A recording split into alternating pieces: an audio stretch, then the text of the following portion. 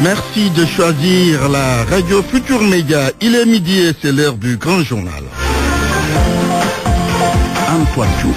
Au sommaire, le porte-parole du gouvernement regrette la défaite du professeur Abdoulaye Bathily à l'élection du président de la Commission de l'Union africaine.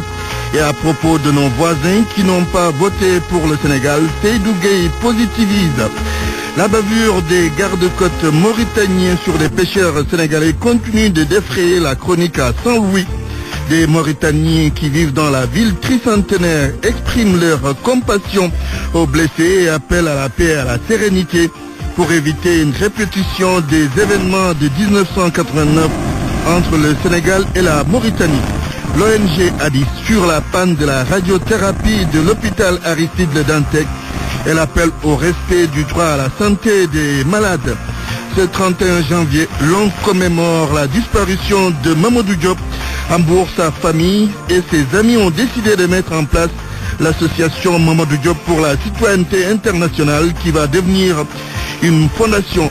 L'université Cheikh Anta Diop se souvient aussi de Bala Gaye 16 ans après sa mort. L'actualité internationale. Les titres, c'est avec vous, Sornana Tambay, bonjour. Bonjour Antoine Diouf. Gambie, plusieurs armes et des munitions ont été trouvées au State House et dans une résidence de Yaya Jammeh à Kanilai. L'arsenal se trouve entre les mains de la MISEGA, la force ouest africaine. En Côte d'Ivoire, ouverture ce mardi du procès dont général et de ses 9 co-prévenus. Ils sont accusés d'enlèvement et d'assassinat. C'était lors de la crise post-électorale de 2011. Dans ce journal, nous parlerons, Antoine, de la RDC également. Le menu du journal de la CAN qui sera présenté aux alentours de 12h30. Bonjour Sodekan. Bonjour Antoine. Dernier jour de repos avant d'entamer les demi-finales demain à Libreville où le Burkina Faso va affronter le plus titré de cette compétition, l'Égypte. Vous aurez l'avis de Abdoulaye Diaw, mais aussi le reportage de Abdoulaye Sambou sur le Caredas de cette 31e édition de la Coupe d'Afrique des Nations. La réaction du désormais ex-sélectionneur de la Côte d'Ivoire, Michel Dussier, qui justifie le fiasco des éléphants au Gabon. Souvenir de Cannes aujourd'hui, nous aurons le technicien Boukounta Sissé. La chronique de Papa Sambakan comme tous les mardis et puis la presse du jour pour boucler. Bienvenue à toutes et à tous.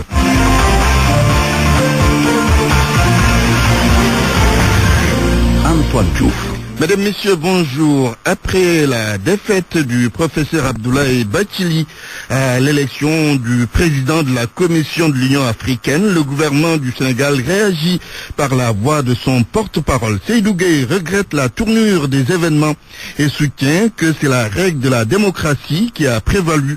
Et pour ce qui est de l'attitude de nos voisins qui n'ont pas voté pour le professeur Abdoulaye Bathily, le porte-parole du gouvernement positivise et n'en fait pas un cas. C'est Dougué avec El Hadj Nyogoudienne. C'est bien dommage, beaucoup de regrets puisqu'on aurait tous aimé que le président Bathily fut élu à ce poste de président de la Commission de l'Union africaine. En tout cas, c'est la règle de la majorité qui fonctionne avec un mécanisme, un processus électoral très élaboré et vous êtes vous-même rendu compte que ce n'est qu'au 7e tour que finalement une majorité s'est dégagée. Au regard de l'ambition du professeur Bathily, elle était très légitime. Le professeur Abdoulaye Bathily présentait les atouts d'un très très bon candidat pour ce poste et cette mission. C'est dommage pour le Sénégal, mais c'est la règle de la majorité qui fonctionne comme ça, et puis une élection c'est toujours un vainqueur et des perdants. Des pays voisins du Sénégal et membres de la CEDEAO n'ont pas voté pour le professeur Abdoulaye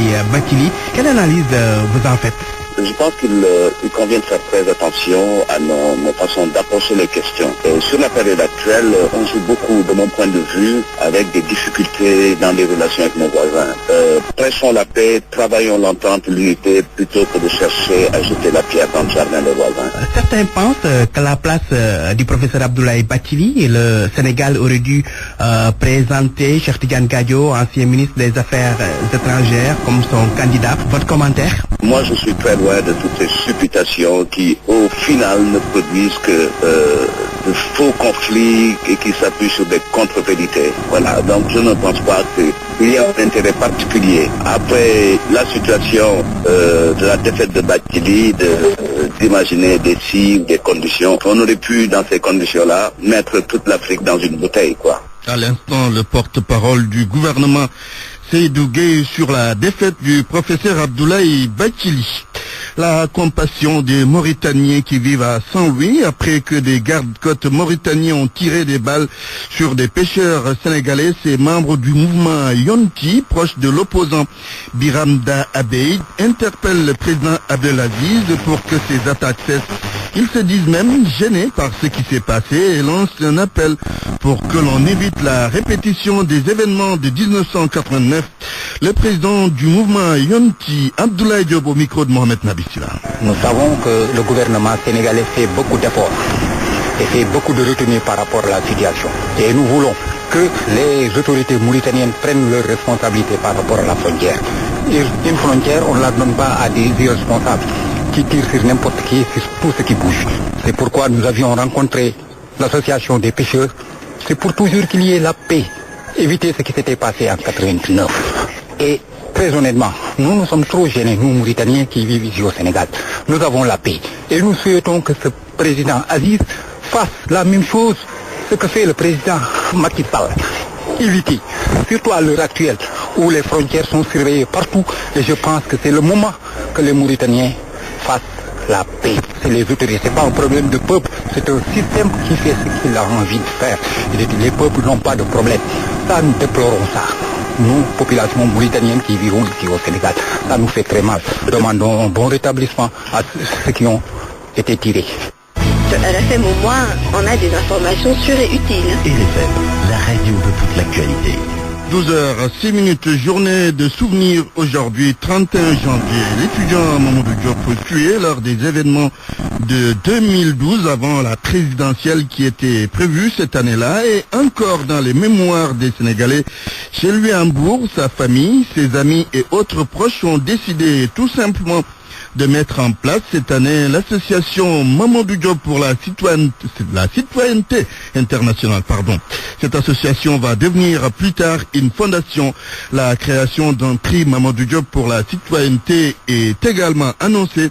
Ce prix cible les lycéens et collégiens. Mbour Abdou Diouf Junior. Tout à l'image de Mamadou Diop. Mamadou Diop Citoyenneté Internationale, c'est le nom de cette association en gestation. Elle va plus tard devenir une fondation. Gorgui Diop, son frère aîné, explique. On est en train de travailler le prix Mamadou Diop pour la citoyenneté et le civisme. On va le faire porter par une association qu'on va mettre sur pied et aller vers une fondation. On a trouvé pour le moment des partenaires qui sont disponibles pour qu'on aille cette année vers les collèges et lycées, mais au niveau du département de Mbour. Le prix Mamadou Diop pour la citoyenneté témoigne également de la dimension que les parents et amis veulent donner à cet événement. On va peut-être mettre pour les lycées 1 million et pour les collèges 500 000 francs qui vont travailler des projets quand même qui ont une utilité sociale. Le meilleur projet sera primé au niveau des collèges comme au niveau des lycées. Ça tourne autour de 3 millions avec la communication et tout. On est en train de travailler aussi la commission qui va se charger de ce prix les années qui vont suivre. J'espère que les Mbourois comprendront l'utilité de ce travail qu'on a entrepris en fait. Dans la commémoration, il n'y a pas beaucoup de changements. Investissement humain, prière, tout ce que ce martyr aimait faire de son vivant. sama doom ji nag maa ngi koy ñaanal yàlla mu xeppee àjjana mottale fa ak ndawam yàlla wuutu ko ci njabootam ci barke Seydina Mohamed. On est en train d'approfondir ce qu'on avait commencé les années précédentes, c'est-à-dire travailler sur l'investissement humain, sur le social, vraiment chaque année de travailler sur l'environnement du collège. On voit que c'est un dépotoir de poubelles. Depuis que le jugement a été rendu il y a 2 ans, l'État du Sénégal traîne les pieds au sujet de l'indemnisation de la famille de Mamadou Diop. Une situation que déplore son frère Gorgui. Abdou Diouf Junior Mbour, Radio Futur Média. À l'université Cheikh Anta Diop de Dakar, les étudiants ont commémoré la disparition de Mamadou Diop, mais aussi celle de l'étudiant Balagaï. Ce dernier mort le 31 janvier 2001, il y a 16 ans. Cheikh Tidiane Sarr. Le 31 janvier ne sera jamais oublié par les étudiants. Aujourd'hui, ils s'en souviennent encore avec des récitals de Coran et des prières.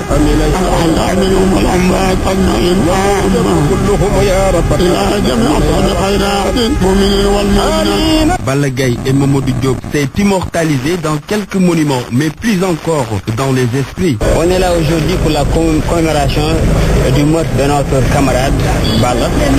Ça fait 6 ans et toujours brigade pleure ses morts, raison pour laquelle nous on dit halte à cette violence qui gangrène le cœur des étudiants.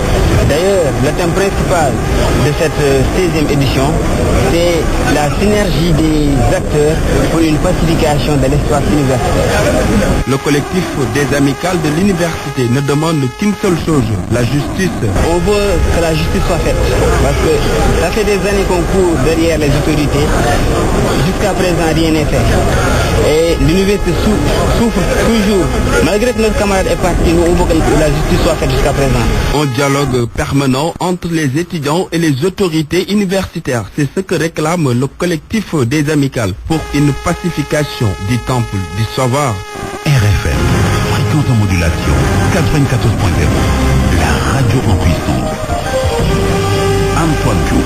L'ONG Addis Action Humaine pour le Développement Intégré du Sénégal déplore les pannes répétées de l'appareil de radiothérapie de l'hôpital Aristide Le Dantec. Elle appelle au respect du droit à la santé des malades.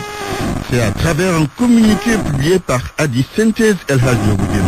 Alarmante et inacceptable, c'est ainsi que l'ONG Addis juge la situation que les cancéreux vivent à cause de la panne de l'unique appareil de radiothérapie du Sénégal qui se trouve à l'Institut Marie Curie de l'hôpital Aristide Le Dantec.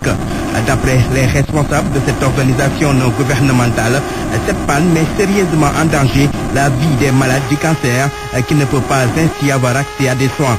Mais pour Action Humaine pour le Développement Intégré du Sénégal, une telle situation n'est que l'arbre qui cache la forêt, parce qu'estime le communiqué, de nombreux patients et leurs parents attendent souvent 2 à 3 mois avant de rencontrer des spécialistes capables de les prendre en charge. Addis déplore par la même occasion la panne des appareils d'échographie, de fibroscopie et les scanners de l'hôpital de Dantec.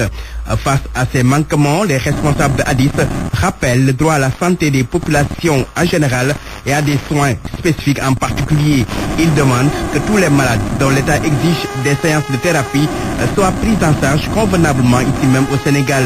Le droit à la santé est un principe constitutionnel et l'État doit le respecter, souligne l'ONG Addis. Elle demande aussi la formation et le recrutement des spécialistes comme des cancérologues, des gastro-entérologues et des gynécologues.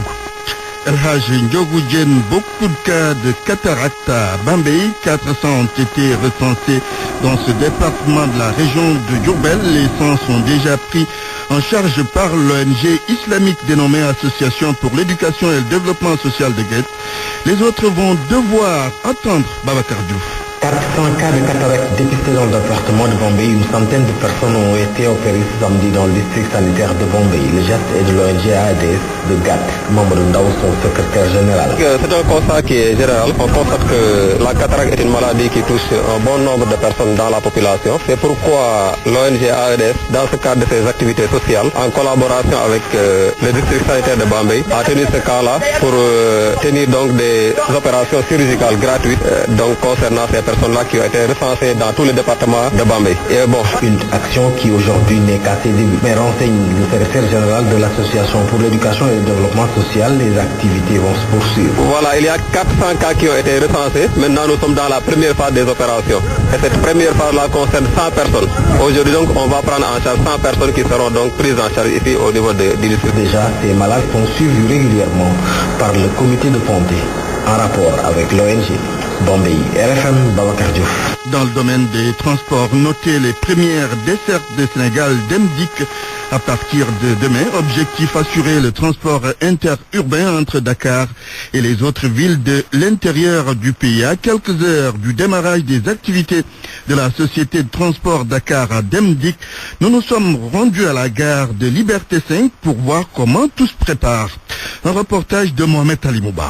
Au terminus Liberté 5, derrière des bus en station, un terrain vague. Quelques gaillards donnent des coups de pioche sur un amas de pierres. Un peu plus loin, un caterpillar en action pour nettoyer le trop-plein de sable.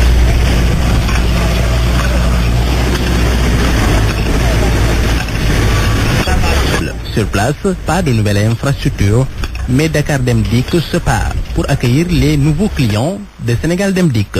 Siley Anne est le responsable de la communication de Dakar Demdik. Dakar, Kaolack, Touba, Fatick et Tivaouane.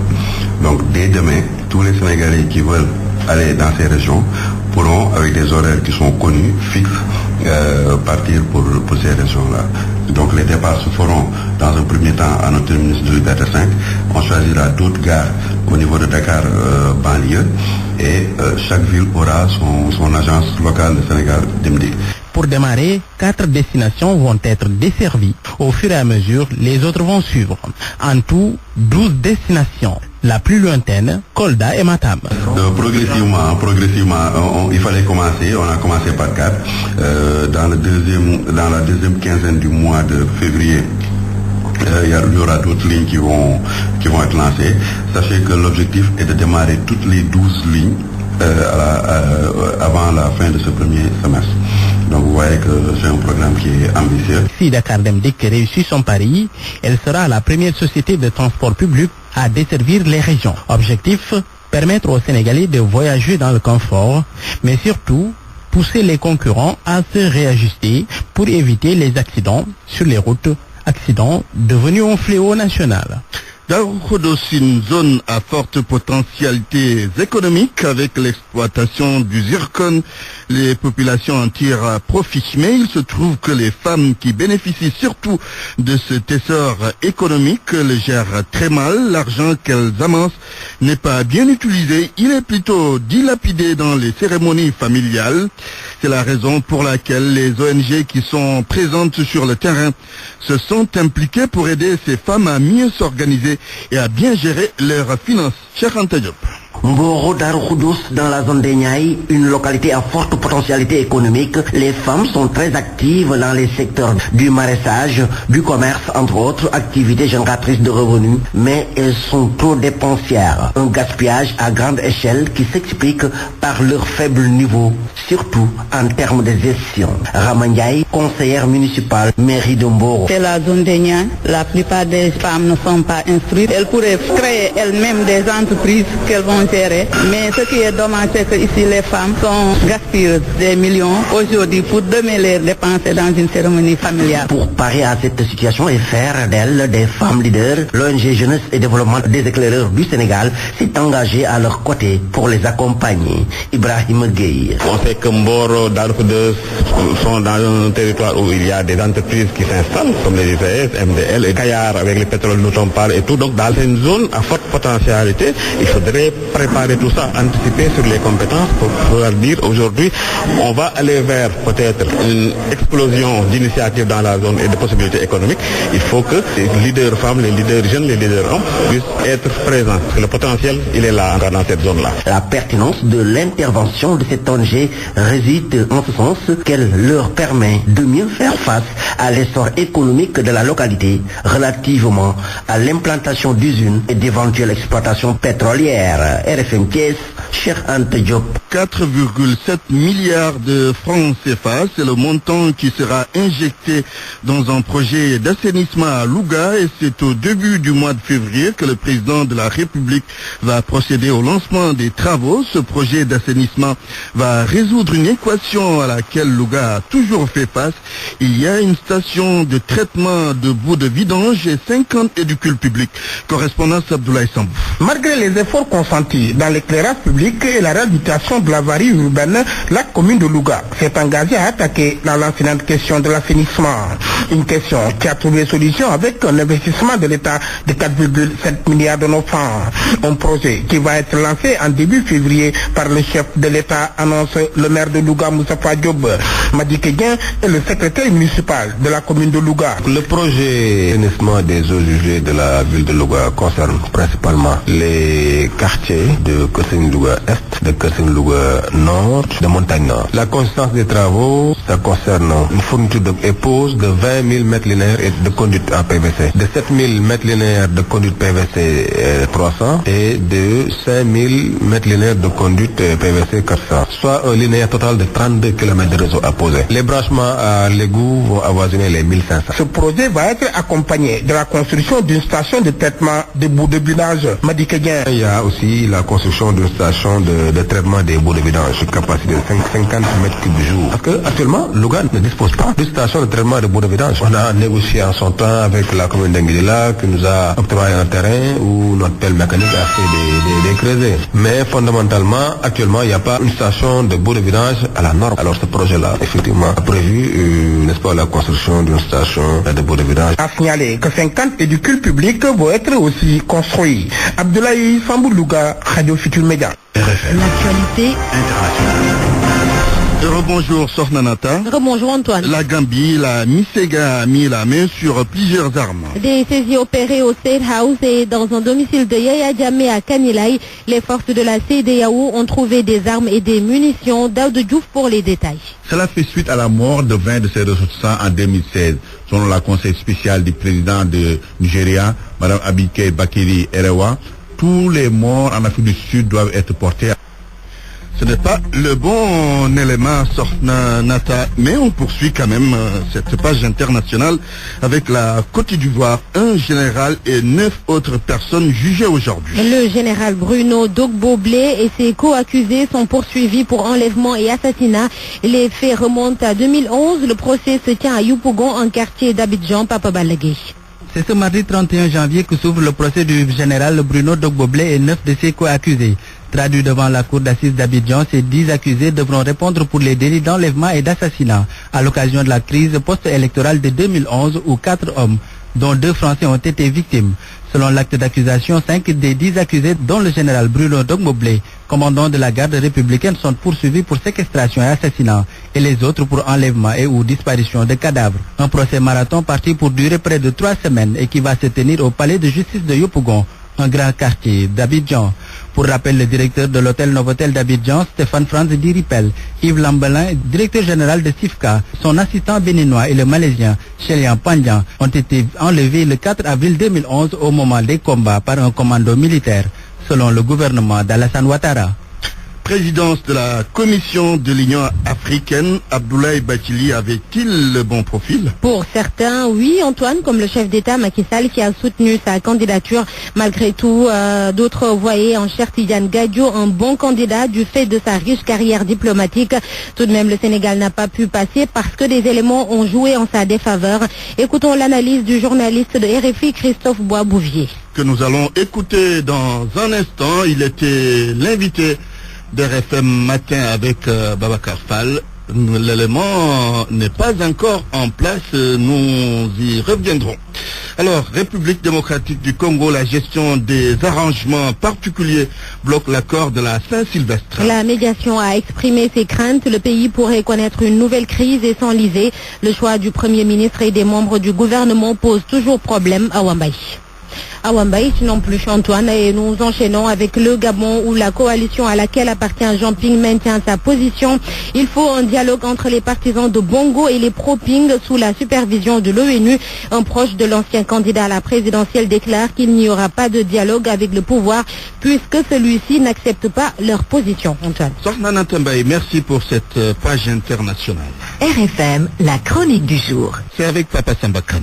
J'étais parti pour chroniquer sur la Gambie et c'eût été pour la 3e fois consécutivement et j'ai hésité parce que d'abord mon énervement personnel suite aux tergiversations de Barrow au sujet de la construction du pont de Farafenni lors de sa première conférence de presse d'après prestation de serment, à mes yeux, ne valait pas d'encombrer nos auditeurs. Ensuite, parce que les autorités sénégalaises ont, comme nous tous, noté le recul du nouveau président gambien quand, aujourd'hui, il dit au sujet de ce pont qu'il va s'en remettre à l'avis des experts, alors que suite à son élection, il en avait, avec enthousiasme, annoncé la construction imminente. Et c'est donc aux autorités sénégalaises de rappeler à Barrow que ce pont, même les vendeurs de cacahuètes, savent qu'il est utile au peuple sénégambien.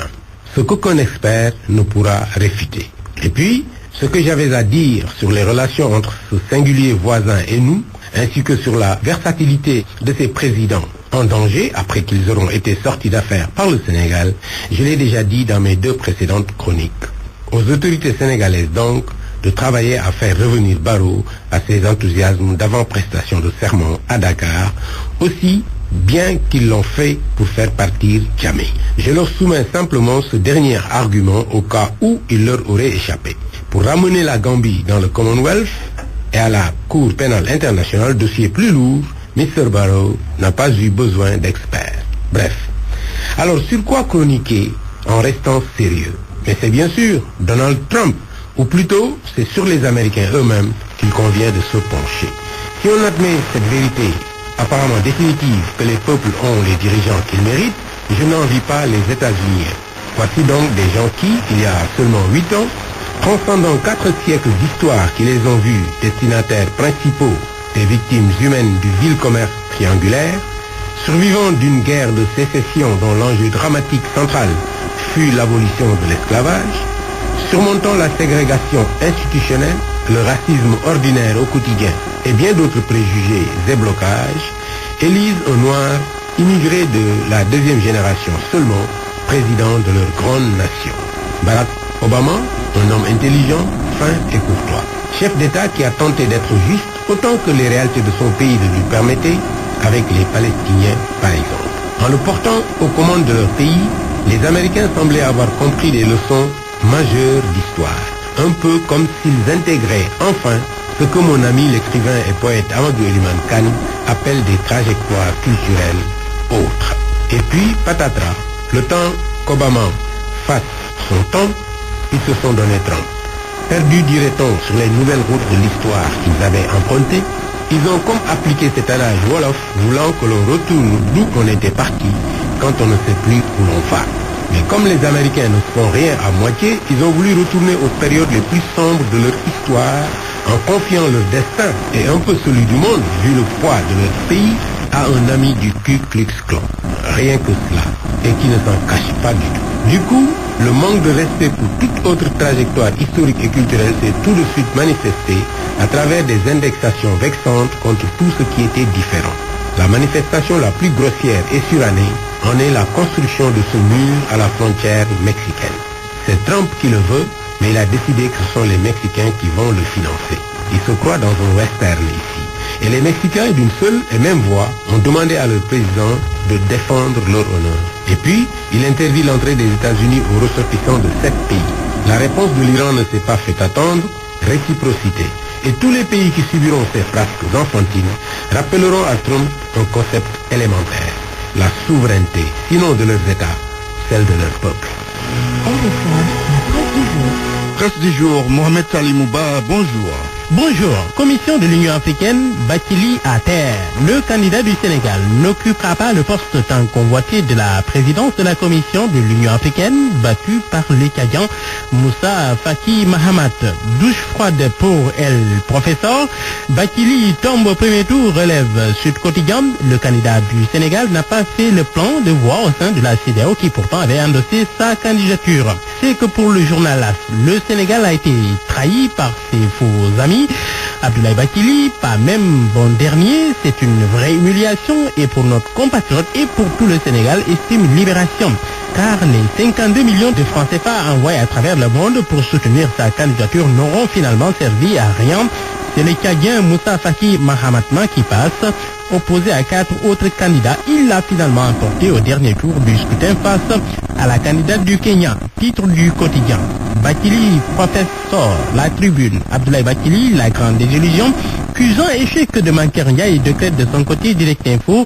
Pour Réumi Quotidien, le professeur n'a pas convaincu l'observateur de faire l'autopsie d'un échec. Abdoulaye Bathily s'est heurté à plus fort que lui. Il s'est frotté à un poids lourd du Tchad.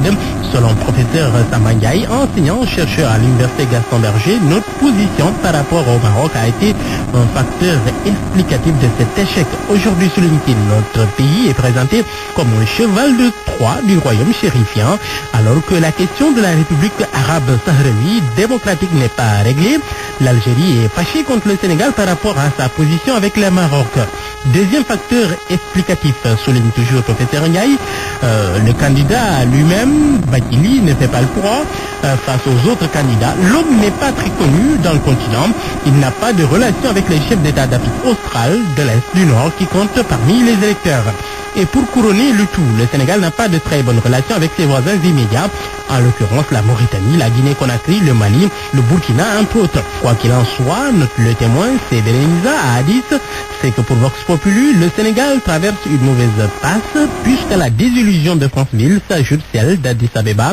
Après le Cameroun, le Tchad élimine le Sénégal donc. Commentaire de Rewmi Quotidien. Et oui, encore, un lion qui mord la poussière, c'est la saison des déceptions en amour. Les lions sont comme les moutons quand ils sont sénégalais. Il suffit que l'on pique du nez pour que les autres le suivent aveuglément. Politique en toute confidence avec le ministre Abdoulaye Diouf Sarr. Cuisiné depuis samedi, des armes saisies chez l'ancien despote à Kanilaï. Mariage d'intérêt au calcul, l'enquête de l'Observateur sur les chasseurs de femmes riches. De plus en plus, les hommes ont tendance à convoler en seconde noce avec des femmes réputées financièrement aisées, pouvant seconder dans les dépenses familiales, refusant de donner ainsi la chance aux cas sociaux du Toubey. Et puis, sport, la CAN 2017 éliminée en quart de finale. Les Lions du Sénégal sont de retour à la maison. Ils sont arrivés à Dakar aux premières heures de l'aube d'hier. L'Observateur donne la parole à quelques joueurs. Cheikhou Kouyaté, tout d'abord, nous avons échoué, mais il faut se relever. Ismaïla Sarr, d'autres défis nous attendent. Dans Sud Quotidien, Matarba, le ministre des Sports, rassure lui aussi, il faut que le travail commencé soit encadré et renforcé. Aliou Cissé, c'est bon pour le mental, le moral, et c'est bien pour l'avenir aussi. Rester positif et encourager l'entraîneur à aller de l'avant, assure pour sa part Maître Augustin Senghor. En tout état de cause, souligne enquête, il faudra revoir l'attaque, puisqu'aux yeux du confrère, la ligne est mince. Bonne nuit à tous. RFM, la météo.